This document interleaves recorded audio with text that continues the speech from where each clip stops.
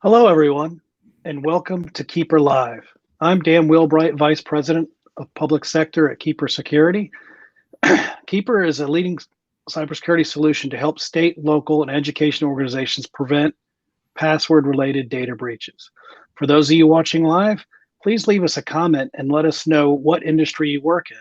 While you're doing that, I'll take a moment to introduce Joe Morris. Welcome to the show, Joe. Thank you for having me.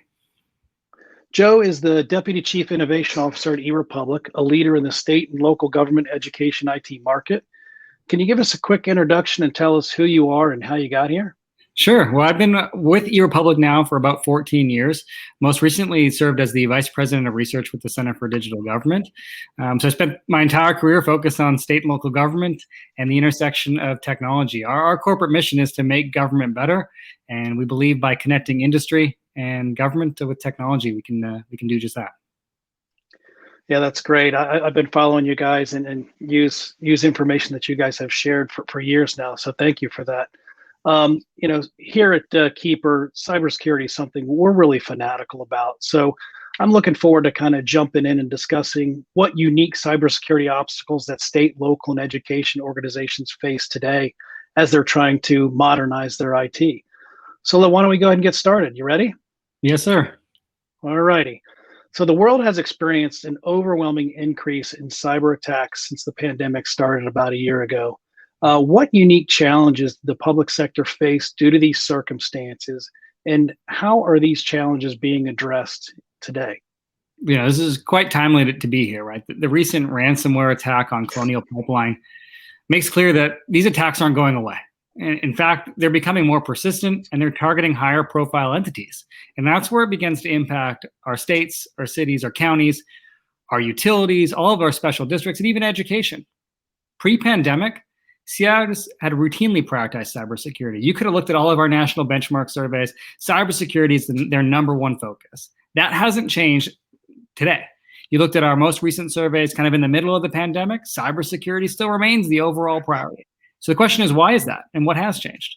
Well, the pandemic and the sudden shift to remote work for government and distance education has pushed our CIOs and our chief information security officers to rush in to secure this new edge, right? Our homes, where we're all working, or a growing portion of the government workforce is working. Luckily, we've seen a wave of investment over the last 12 or so months to meet these challenges head on. So that cybersecurity priority is likely going to remain number one. But thankfully, we've got federal funding, we've got state and local funding that's starting to increase to meet the new realities of some of these threats today. Yeah, you mentioned migration to remote work and that whole scenario. Do you think it's here to stay? Well, our surveys certainly say so. I mean, we've routinely surveyed on this notion of remote work or hybrid workforce since the beginning of the pandemic. And we've also seen state and local governments do their own surveys. And a growing portion of the government workforce would love to stay remote or have some form of a hybrid workplace. And I think that's what we're going to see. I mean, that said, government leaders right now are grappling with this issue. I mean, as vaccination rates climb, we're starting to see government offices open back up and those plans change. But I think based on the data that I'm seeing, this notion of a hybrid workforce is here with us long term. Yeah, I agree. I'm hearing a lot of the same things in my conversations. What are some of your recommendations for the public sector folks to securely and remotely shift to the cloud? Because obviously, if they're remote, they're going to use that even more. Any ideas there? Yeah, man, it's a great question. I think I'm always kind of geek out on the topic of cloud in the public sector. For one, I mentioned I've been in this role for 14 years. I want to say for about a decade of it, we've been talking about the cloud. The conversation started quite early on about, hey, why cloud? Should government go to the cloud? A lot of it, there was some initial opposition. Now fast forward, we're through that opposition. We're not debating the merits of the cloud anymore. And I think that's one takeaway from the pandemic is without the cloud, we wouldn't have been able to usher in that new era of remote work or distance education, or allow those government employees whose jobs before may have been more traditional to allow them to do that work remotely. So I think we've cleared a significant hurdle. Now, as you look at those CIO priority lists, you may be taken back to see that cloud isn't on all of them. That doesn't mean that cloud's not here to stay and cloud's not a priority, but cloud as a standalone priority may not be there. We're not going to the cloud for the sake of going to the cloud anymore. It's baked in to a lot of what the public sector is trying to accomplish. Now, to your question about recommendations, I mean, there's a ton. I think you want to vet the providers that you're looking at. Sure. To put it lightly, you want to pick the right dance partner. Not everybody's created equal. Fortunately, now there's a bunch of credentials and protocols that a lot of the vendors are adhering to, but you want to make sure that it checks all of the right boxes. What we also see from a security perspective in going to the cloud is that largely that can provide increased security. You all in the industry are going through great lengths to ensure that your solutions adhere to the highest of security credentials. Yeah, great point. Great point. What are the biggest threat vectors for the public sector? Since moving to remote and cloud and everything else, and has it really changed much since the pandemic? It's changed to a certain degree. I'd say that the biggest threat vectors are certainly ransomware and phishing. And I think those were with us pre-pandemic, right? States and localities remain top targets for ransomware attacks. I think what's changed though is now there are products out there, these like ransomware as a service type offerings, and then come back to the pipeline. That's exactly what we saw in that pipeline attack, right? Unfortunately, now these type of tools don't require a lot of technical skill, and that makes it a heck of a lot easier for those malicious actors to do something. I think when you look at from a government IT leader's perspective, they're also very much focused on the notion of an insider threat, right? And that means doing training to limit phishing attacks, getting users, preventing users from accidentally clicking on the wrong link.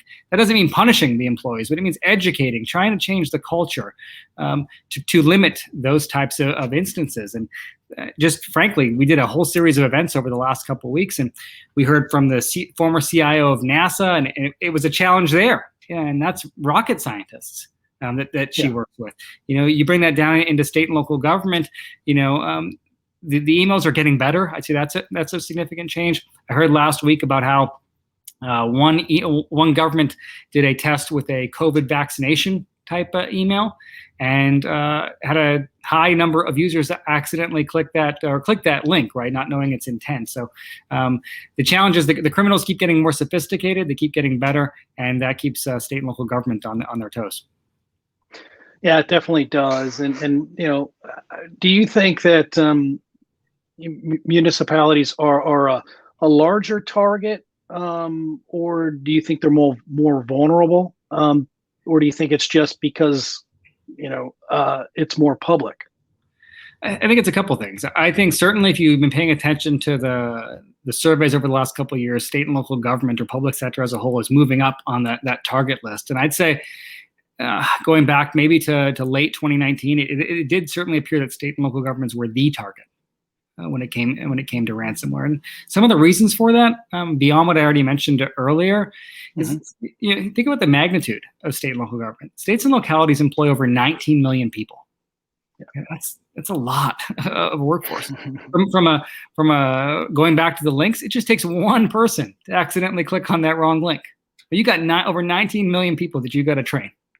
The cyber criminals just have to get it right once, and we all know that they're getting more sophisticated and certainly more targeted. Now, take that out over 90,000 governments. Not all governments have a CISO, let alone a CIO. Nor do they have all the necessary governance and policies and procedures in place. This, Dan. It just takes one unpatched system, and all of a sudden we got a problem. And I think that's what is being exploited today.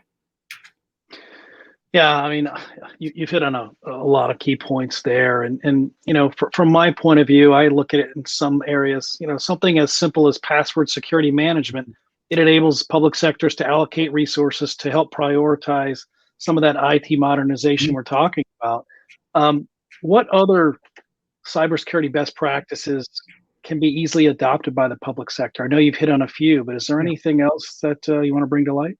Yeah, I mean, I obviously mentioned the cyber awareness training, right? So I think that's something we see prioritized at the top of the list when we do our research work. But beyond that, what am I hearing a lot about now? I hear a lot about adopting zero trust and that approach to cybersecurity. I also hear a lot about multi-factor authentication. The idea of never trust but always verify seems to be resonating within government right now. both in means of you've got a changing landscape as it relates to cyber insurance. You've got it seems like every day we're reading about a government, unfortunately, that's been compromised by ransomware.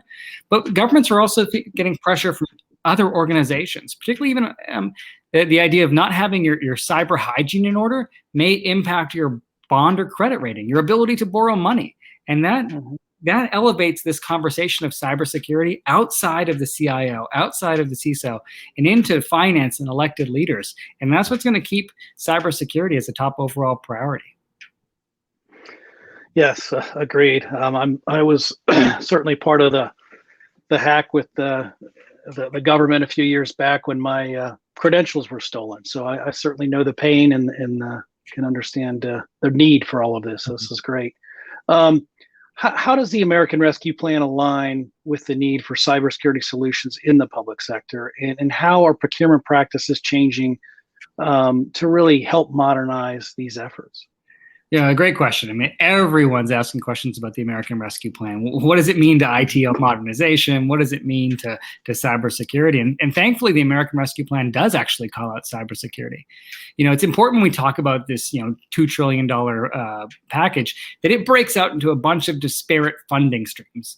One of those funding streams is the $350 billion for fiscal relief funds for states and localities, tribal governments.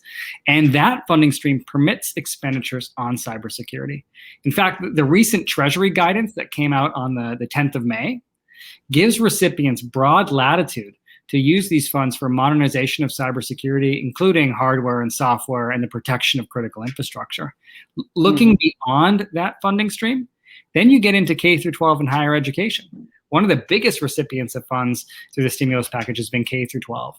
Through the American Rescue Plan, they're getting roughly $123 billion.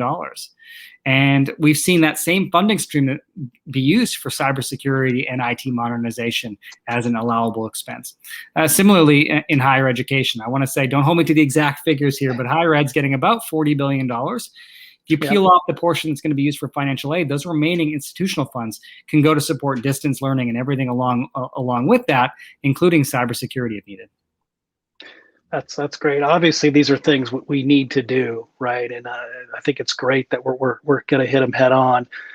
You've given us a lot of facts and a lot of really good information. I'm going to give you a chance to kind of go off on, give us an opinion more so than some of the factual data. Have a little fun with it. But what is a simple way to increase cybersecurity across state and local education, in your opinion?